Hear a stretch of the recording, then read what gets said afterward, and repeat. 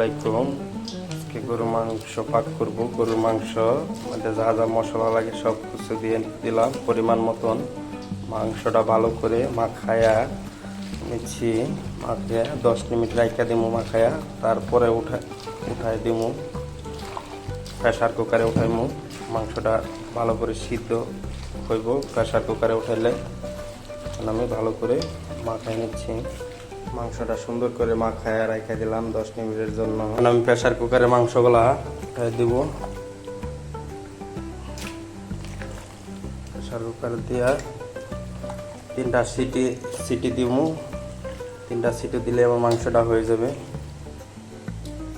মাংসটা এখন উঠাই দিলাম প্রেসার কুকারে চুলায়। 3টা সিটি দিলেই মাংসটা নামাই দেব। সিটি এখন একটা দিব আর 2টা সিটি দিলে নামাই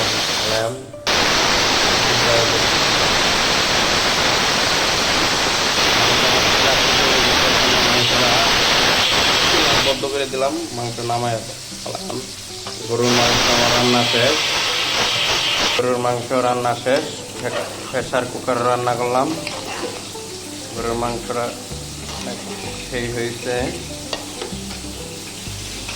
ভালো করে সিদ্ধ হয়েছে প্রেসার কুকারে।